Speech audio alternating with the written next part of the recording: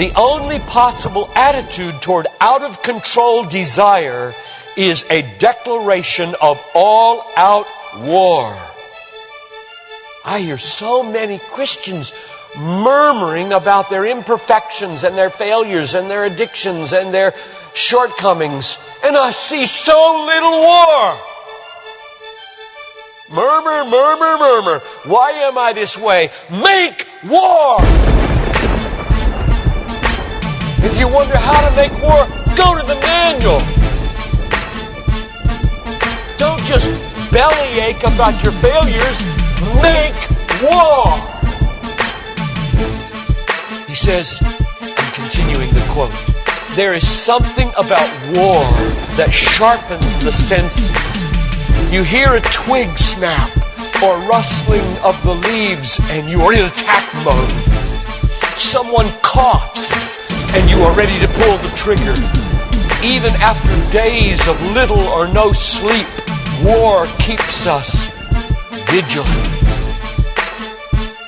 There is a mean, violent streak to the true Christian life. But now let's very carefully ask, violence against whom? Or what? Not other people. Not other people. Not other people. Not Muslims.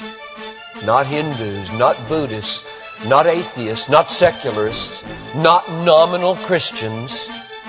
Not wives or husband or children or ornery bosses. But on every impulse in our soul to be violent to other people. Violence, a mean streak in Christianity, against our own selves.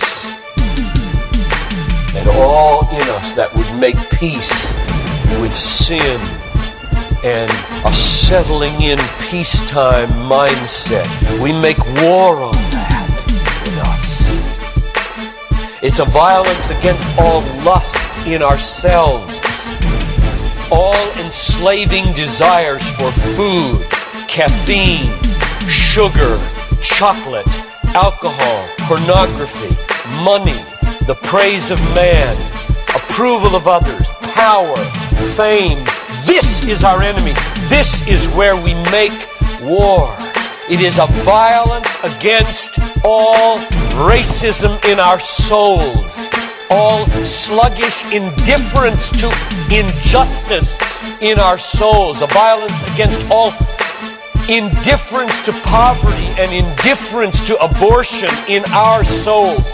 Did you know that in the warfare of Romans, Satan doesn't show up until chapter 16.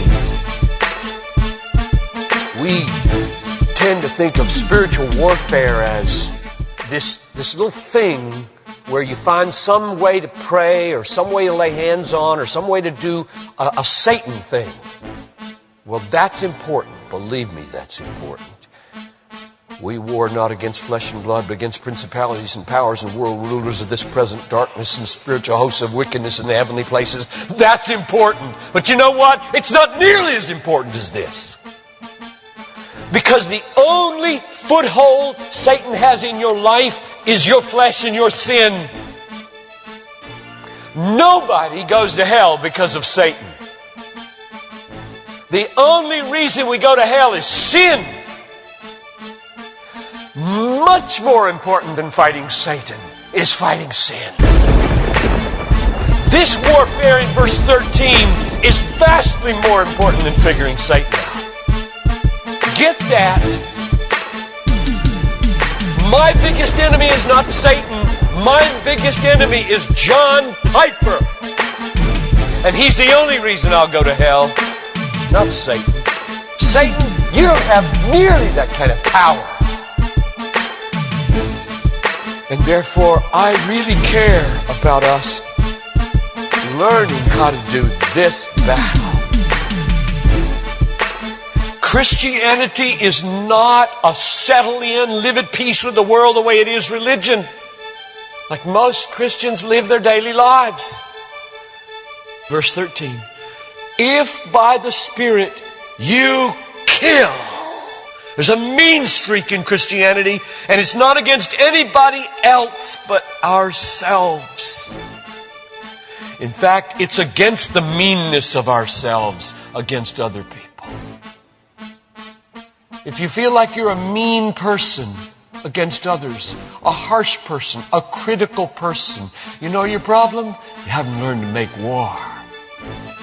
You haven't learned to be mean. You haven't learned to get violent against your violence, against your meanness, against your critical spirit. And you complain of it, talk about it, but have you made war 24/7 against it?